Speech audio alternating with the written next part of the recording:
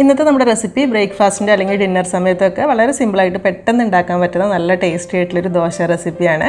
ഇഷ്ടമാണെന്ന് വിചാരിക്കുന്നു. കണ്ടുകൊണ്ടിരിക്കുന്ന സമയത്ത് ഇഷ്ടപ്പെടുകയാണെങ്കിൽ ആ ഒരു ലൈക്ക് ബട്ടൺ ഒന്ന് പ്രസ് ചെയ്യേണ്ട കാര്യം കൂടെ മറക്കരുത്. അപ്പോൾ ഇതൊന്ന് കണ്ടു നോക്കിയാലോ. അപ്പോൾ ആദ്യം ഇതിലേക്കായിട്ട് ഞാൻ 1 കപ്പ് നിറച്ച് മൈദയാണ് എടുത്തിട്ടുള്ളത്. മൈദയ്ക്ക് പകരം ഗോതമ്പ് പൊടി വെച്ചിട്ടും ഇതേ രീതിയിൽ ചെയ്യാം കേട്ടോ. ഇതിലേക്ക് പാകത്തിനുള്ള ഉപ്പ് ഇട്ട് കൊടുക്കുക. അതിൻ്റെ കൂടെ തന്നെ ഒരു ടേബിൾ സ്പൂൺ ഉണക്കമുളക് ചതച്ചതാണ് ഇട്ട് കൊടുക്കുന്നത്. ഇനി കുട്ടികൾക്കൊക്കെ വേണ്ടി ഉണ്ടാക്കുമ്പോൾ എരിവ് അത്ര വേണ്ടാന്നുണ്ടെങ്കിൽ കുറച്ചാലും മതി. പിന്നെ ഒരു ടേബിൾ സ്പൂൺ മല്ലിയില ചെറുതായി മുറിച്ചതും ചേർത്ത് കൊടുക്കുന്നുണ്ട്. അതിൻ്റെ കൂടെ തന്നെ ഒരു 1/4 ടീസ്പൂൺ ഒറിഗാനോയുടെ ഫ്ലേവർ ഇഷ്ടമാണെങ്കിൽ ഇട്ട് കൊടുക്കുക, ഇല്ലെങ്കിൽ ഒഴിവാക്കുക. ഇതിപ്പോൾ നമ്മൾ കറിയൊക്കെ കൂട്ടി കഴിക്കാനാണെങ്കിൽ ഇത് വേണമെന്നില്ല. ഇനിയിപ്പോൾ വെറുതെ കഴിക്കാനാണെങ്കിൽ ഇട്ട് കൊടുത്താൽ നല്ല ടേസ്റ്റ് ഉണ്ടാവും. പിന്നെ ഇതിലേക്ക് ഒരു കോഴിമുട്ട പൊട്ടിച്ചൊഴിക്കുന്നുണ്ട്. അതിൻ്റെ കൂടെ തന്നെ നമ്മൾ മെയിനായിട്ട് ചീസ് ദോശയാണല്ലോ പറഞ്ഞത്. അപ്പോൾ അതിന് വേണ്ടിയിട്ട് ഒരു 1/2 കപ്പ് മൊസറല്ല ചീസാണ് എടുത്തിട്ടുള്ളത്. അതോടെ ഇട്ട് കൊടുക്കാം.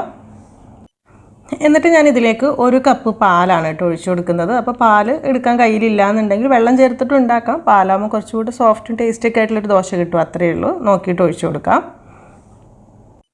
എന്നിട്ട് ഇതെല്ലാം കൂടെ ചേർത്തിട്ട് നല്ലോണം ഒന്ന് മിക്സാക്കി എടുക്കുക. ഇപ്പോൾ ഇതിലേക്ക് 1 കപ്പ് പാല് മുഴുവനായിട്ട് ഒഴിച്ചിട്ടുണ്ട് കേട്ടോ. അപ്പോൾ ഒരു ഇത്തിരി കൂടെ വെള്ളത്തിൻ്റെ ആവശ്യമുണ്ട്. അപ്പോൾ ഒരു 1/4 കപ്പ് സാധാ വെള്ളമാണ് ഒഴിച്ചു കൊടുക്കുന്നത്. പാൽ തന്നെ വേണമെങ്കിൽ അതായാലും കുഴപ്പമൊന്നുമില്ല. അപ്പോൾ ഇതുകൂടെ ഒഴിച്ചിട്ട് മിക്സാക്കി നോക്കുന്ന സമയത്ത് നമുക്കിങ്ങനെ തവിയിൽ കോരിയിട്ട് ഇങ്ങനെ പാനിലേക്ക് ഒഴിക്കാനുള്ള ആ ഒരു പാകത്തിനായിരിക്കണം. ഒരുപാട് കട്ടി കൂടുക വേണ്ട, എന്നാൽ കൂടുതൽ ലൂസും ആവേണ്ട. ഈ ഒരു രീതിയിൽ മതിയാകും. ഇനി മാവ് റെസ്റ്റ് ചെയ്യാൻ വെക്കുകയൊന്നും വേണ്ട, ഇപ്പം തന്നെ ചുട്ടെടുക്കുക. അപ്പോൾ അതിനായിട്ടൊരു ഇത്തിരി ഓയിലൊന്ന് ഒരു പാനിൽ ബ്രഷ് ചെയ്തെടുക്കാം. ഇനി ഇതിലേക്ക് ഒരു തവി നിറച്ച് മാവ് ഒഴിച്ചു കൊടുക്കുക. അപ്പോൾ പാനിൻ്റെ വലിപ്പത്തിനനുസരിച്ചിട്ട് മാവ് ഒഴിച്ചാൽ മതി. എന്നിട്ട് നമ്മൾ തവി വെച്ചിട്ട് ചുറ്റിച്ചെടുക്കുന്നില്ല. ജസ്റ്റ് ഇതുപോലെ ഒന്ന് ഓംലെറ്റിനൊക്കെ ചെയ്യുന്ന പോലെ മുഴുവനായിട്ടൊന്ന് ചട്ടിയിൽ ഇങ്ങനെ ചുറ്റിച്ചെടുക്കുകയാണ് കേട്ടോ ചെയ്യുന്നത്.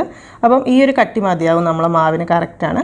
എന്നിട്ട് ഇതൊരു മീഡിയം ഫ്ലെയിമിൽ വെച്ച് കൊടുത്താൽ മതി കേട്ടോ. തീ കൂടിക്കഴിഞ്ഞാൽ പെട്ടെന്ന് അടിഭാഗം കരിഞ്ഞു പോകും, കറക്റ്റ് വേവാത്ത പോലെ. ഒരുപാട് സമയമൊന്നും വേണ്ടിവരില്ല. ജസ്റ്റ് ഇതിൻ്റെ മേലെയുള്ള മൈദ ഒന്നങ്ങ് ഡ്രൈ ആയി വന്ന് നമുക്ക് തിരിച്ചിട്ട് കൊടുക്കുക.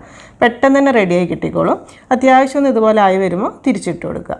എന്നിട്ട് കുറച്ച് സെക്കൻഡ്സും കൂടെ അവിടെയും കൂടെ വെച്ച് കൊടുത്താൽ ആ ഭാഗം കൂടെ കറക്റ്റ് വെന്ത് കിട്ടിക്കോളും. ഇതിപ്പോൾ ഇങ്ങനെ തിരിച്ചിടുന്ന സമയത്ത് നല്ല ഭംഗിയിൽ ഉഷാറായിട്ട് വെന്തിട്ട് കിട്ടിയിട്ടുണ്ടാവും. ആ ഒരു ഉണക്കമുളക് ചതച്ചത് മല്ലിയില എല്ലാം കൂടെ കാണാൻ തന്നെ നല്ല ഭംഗിയാണ്. 2 സെക്കൻഡ് കൂടെ ആ ഭാഗം കൂടെ വെച്ച് കൊടുത്താൽ നമുക്കിത് പാനിൽ നിന്ന് മാറ്റിയെടുക്കാം. അപ്പോൾ ഇതിപ്പോൾ ചീസ് ഇങ്ങനെ മെൽറ്റായി ഇങ്ങനെ പോകുന്ന ആ ഒരു പ്രശ്നമൊന്നും ഉണ്ടാവില്ല കേട്ടോ. കറക്റ്റ് അതിൽ സെറ്റായിട്ട് തന്നെ ഉണ്ടാവുക. ഇത് നമുക്ക് ചൂടോട് കൂടി തന്നെ ഒരു പ്ലേറ്റിലേക്ക് എടുക്കാം. ഇങ്ങനെ തന്നെ വേണമെങ്കിൽ സെർവ് ചെയ്യാം. അല്ലാന്നുണ്ടെങ്കിൽ ജസ്റ്റ് ഒന്ന് റോൾ ചെയ്തിട്ട് കഴിക്കാൻ ഇഷ്ടമാണെങ്കിൽ ഇതുപോലെ ഒന്ന് റോൾ ചെയ്തിട്ട് മുഴുവനായിട്ടും വെച്ചെടുക്കാം. അപ്പോൾ ബാക്കിയുള്ളത് നമുക്ക് ഇതുപോലെ തന്നെ ചെയ്തെടുക്കാം. അപ്പോൾ ഈ ഒരു അളവിൽ 6 7 ദോശയൊക്കെ സുഖമായിട്ട് ഉണ്ടാക്കാനായിട്ട് പറ്റും. പിന്നെ ചൂടോട് കൂടെ തന്നെ കഴിക്കുമ്പോഴാണ് ഒരു കറക്റ്റ് ടേസ്റ്റ് കിട്ടുക. പ്രത്യേകിച്ച് ചീസൊക്കെ ഉള്ളത് കൊണ്ട് കേട്ടോ. തണുത്ത് കഴിഞ്ഞാൽ അത്രയ്ക്ക് പോരാ. ചൂടോടുകൂടെ കഴിക്കുകയാണെങ്കിൽ ഒരു കറിയുടെ ആവശ്യമില്ല. വെറുതെ ഇങ്ങനെ കഴിക്കാൻ തന്നെ നല്ല ടേസ്റ്റാണ്. ഇനി ഇഷ്ടപ്പെട്ട ഏത് കറിയുടെ കൂടെ വേണമെങ്കിലും കഴിക്കാട്ടോ, അതും നല്ല ടേസ്റ്റാണ്. അപ്പോൾ ഒരു വെറൈറ്റിക്കൊക്കെ ഒരു ചേഞ്ചിനൊക്കെ വേണ്ടി ചെയ്ത് വെക്കാൻ പറ്റുന്ന ഒരു ഐറ്റം അത്രയേ ഉള്ളൂ. ഇഷ്ടപ്പെട്ടിട്ടുണ്ടെങ്കിൽ ഫീഡ്ബാക്കൊക്കെ അറിയിക്കണേ. അപ്പം എന്തായാലും എന്നത്തെയും പോലെ തന്നെ നല്ല റെസിപ്പീസായിട്ട് നമുക്ക് പുതിയ വീഡിയോയിൽ കാണാം.